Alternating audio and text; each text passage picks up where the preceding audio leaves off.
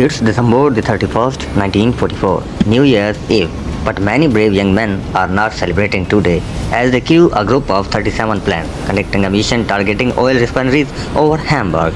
Having completed their mission, the surviving planes have been flying through flag for over an hour. It's so dark that you can't see the sky. Lieutenant Glenn Rojan is in command of B-17G. The little skipper, he and his crew are desperately trying to find a way through the flag, maneuvering as best they can to avoid the plumes of smoke and fire bursting all around them and their comrades. Finally, the planes reach the North Sea, and to everyone's relief, the flag subsidies. Now flying straight and level, the planes take position in formation with all crews watching carefully for enemy fighters. There is a very strong headwind that means the B-17s are traveling much slower than usual. Suddenly, they are spotted at 22,000 feet. The B-17s are jumped and a battle takes place. There are countless enemies and waves after wave of German Me-109 fighters buzz and strafe the American plane. Staying in tight formation is the best defense, but the fighters are relentless and many B-17s are lost. The Me-109s are coming in so close on their attack runs that the faces of their pilots can be seen by Rojan and his crew. B-17s are known for their resilience, but they can only take so much damage. With so many planes going down, the lucky lessee becomes the alternate leader and the planes take action to form a tight defensive formation around it. There is a flash and Rojan sees the terrible sight of the plane in front of him being deadly hit side out formation and drop down towards the sea below. The fighters are swarming all over and Lieutenant Rojan needs to fill the gap in the new formation. Determinedly gunning his plane forward, he increases the speed to fill the gap and restore the defensive integrity of the information, trying to make it home. The Me-109s throw the missiles and just underneath Rojan's plane, another B-17, the 9 legs has been hit. The plane is still flying, but the pilot and co-pilot have been taken out. Unbeknownst to Lieutenant Rojan, with no one at the stick, the 9 leaves starts to drift up. Inside the little skipper, there's a skinning crunch as an impact runs through the plane. Rojan, confused and shocked, look at his co-pilot, Lieutenant William G. Leake.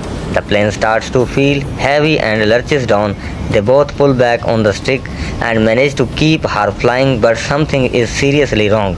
It's at this point that they realize that they have collided and they are locked together in flight with another B-17. The 9 leaves had crashed the top of its fuselage into the bottom of the little skipper. The top gun turret of bottom plane was locked in the bottom of the top plane.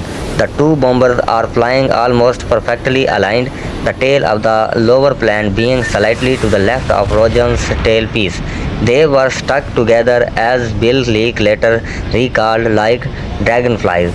In the lower plane, 3 of the engines are still running, as are all of the top 4 planes. However, a fire has broken out in the stopped engine, which in the crash has damaged the hydraulics and the electrics of the little skipper, and the planes are quickly losing altitude.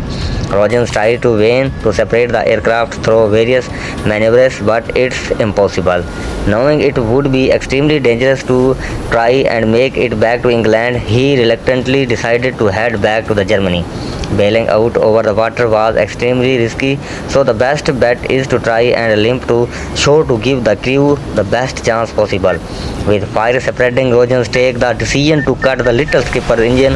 In an amazing show of airmanship, the pilot and co-pilot managed to coax the locked planes around the head back to Germany. Approaching the coast, they are spotted by German aircraft batteries.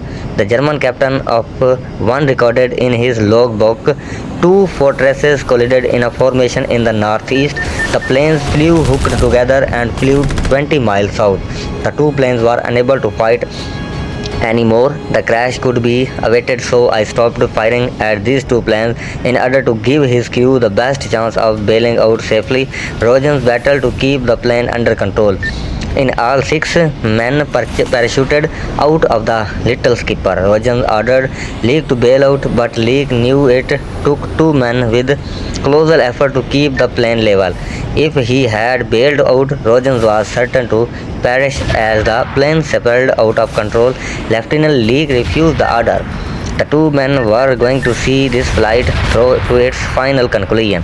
Having earlier bailed out, drifting down from his parachute, Navigator Lieutenant Robert Washington watched the strange sight of the two bombers stuck together disappear towards the ground in the distance.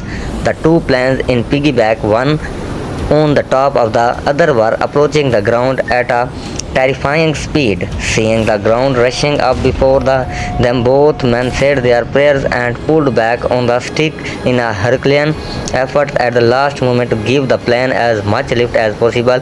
They had to pull so hard on the steering yoke that they had to put their feet on the console to brace themselves, approaching Titan's failed northern Germany. The planes slammed into the earth, the 9 lives disintegrated on impact, with the little skipper shooting forward, sliding along the ground.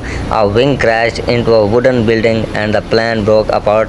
Wreckage flew in all directions and almost entire plane was destroyed. As the nose of the plane came to the rest and silence descended, the two men, still in their seats, amazingly had survived erosions and leak, excited the wreck just as a German soldier rushed up to take the prisoner.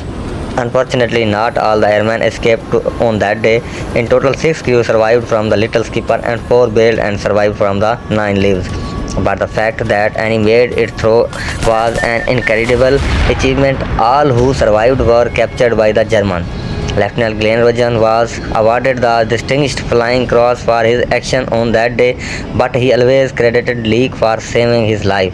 The two men lost touch with each other after the war, but in 1986, Glenn Rogen managed to track Bill Leake down and get in touch. In 1987, the two men and the surviving crew were finally brought back together at a reunion of the 100th Bomb Group in Long Beach, California. We would like to express our sincere thanks to Captain Rogen's daughter, Sandy Rogen, for helping with the facts on this script. Any errors are entirely our own. There are many more details to the incredible story that you can find in her excellent book, The Piggyback Flight Pilot Germany, published by Fulton Books, which you can find on Amazon. Thanks for watching, guys. Please support us, subscribe my YouTube channel.